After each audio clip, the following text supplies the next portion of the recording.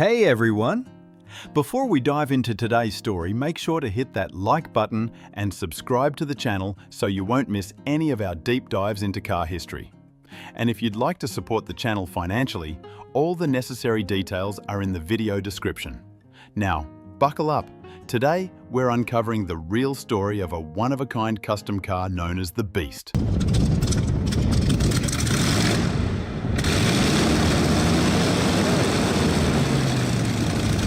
Supermarine Spitfire was one of the most fearsome fighters of World War II. To take to the skies and do what it was built for, it relied on one of the most famous and successful aircraft engines of its era, the distinctive V12 Rolls-Royce Merlin.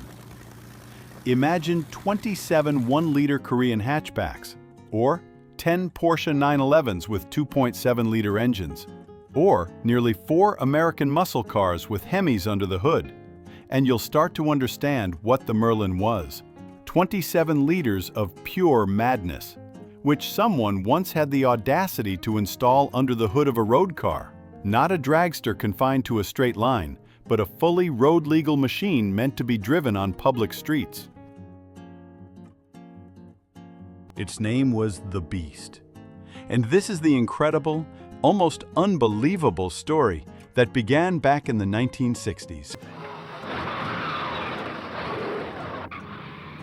It's noisy, but it's fast. The idea of fitting an aircraft engine into a car wasn't exactly new, even in the middle of the 20th century. Take, for example, the Derrick V8 Special, built in 1905, or the Napier Railton from 1933. But the Beast was different. It wasn't conceived by a team of engineers backed by a corporation, but by a single man working in garage conditions. And it wasn't built to race or to set records.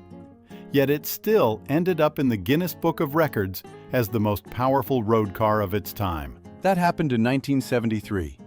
But the story begins in the late 1960s, when an unknown engineer named Paul Jameson set out to build the car of his dreams with a Merlin engine. Unable to find one at a reasonable price, he used a Meteor instead, a D-rated version of the Merlin, built under license by Rover, primarily for British tanks like the Centurion and Conqueror. The 12-cylinder Meteor produced around 600 horsepower, an astronomical figure for Jameson's garage project. After all, the chassis components he used were fairly ordinary. The front suspension came from a Jaguar 420 and the rear from a Wolseley 699 sedan. But the biggest problem was transferring that power to the wheels. The Meteor idled at just 120 RPM. After trying several transmission setups, Jameson turned to John Dodd, a gearbox specialist from Epsom in southeast England.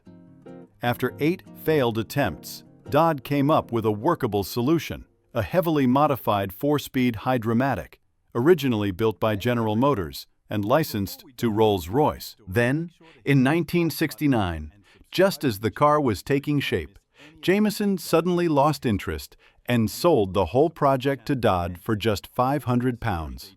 From that moment on, John Dodd became known as the true father of the Beast.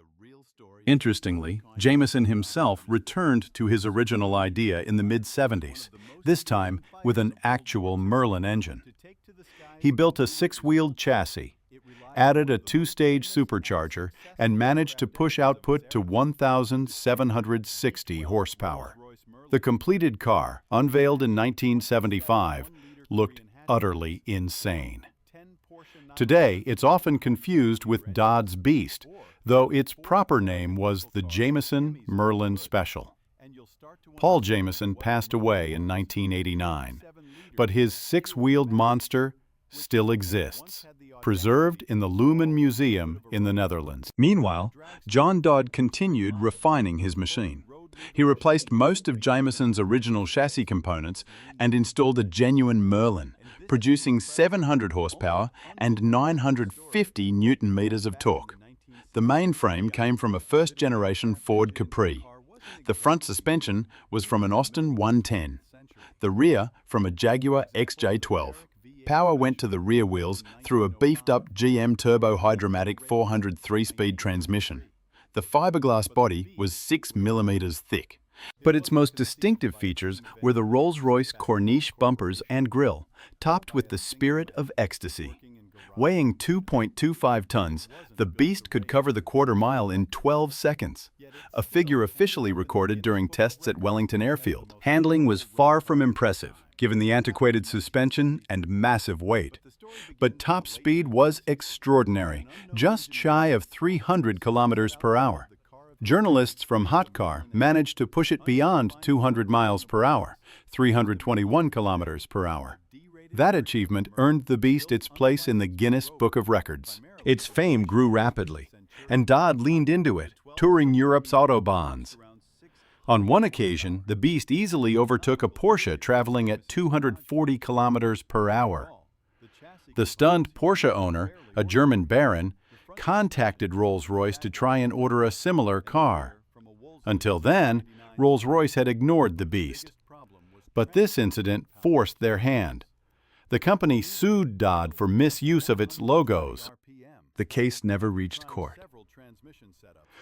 On the way back to Britain, the beast struck the ground at high speed, rupturing its massive 40-liter oil sump and catching fire.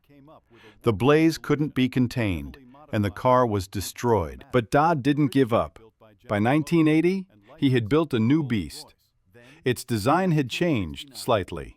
The front now had 8 headlights instead of 4, but the Rolls-Royce grille remained. The new Merlin produced 850 to 950 horsepower and around 1,500 Newton-meters of torque.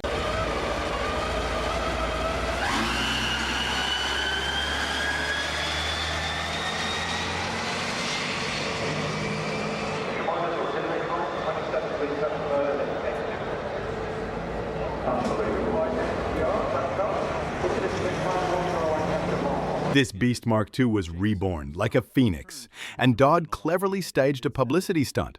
He drove it onto Fleet Street in London, home to the biggest newspapers, pretended it broke down, and popped the hood to reveal the 12-cylinder monster. Journalists swarmed him instantly. The very next morning, the beast's 8-eyed face adorned the covers of Britain's largest newspapers. The headlines claimed a mind-boggling top speed of 260 miles per hour. 418 kilometers per hour. But Dodd made a fatal mistake. He declared that his beast was better than a Rolls-Royce. That was too much. Rolls-Royce sued again, and this time Dodd lost. The court ordered him to remove the logos and redesign the grille, which was rebuilt with large JD initials, his own. Dodd later moved to Spain, where he ran a gearbox repair business. He drove the beast through the streets of Malaga, used it as a rolling advertisement, and even rented it out for a movie. Eventually, the car returned to Britain, where John's son Paul and grandson Bob maintained it. Today, the 6-meter-long monster, with its 27-liter engine, guzzling 4 liters of fuel per minute, is still alive. It terrifies city traffic, thrills children, annoys eco-conscious hybrid drivers, and appears at events like the Goodwood Festival of Speed. And that story about the German baron? Turns out it was a myth. The call to Rolls-Royce was real, but the caller was none other than John Dodd himself. But top speed was extraordinary.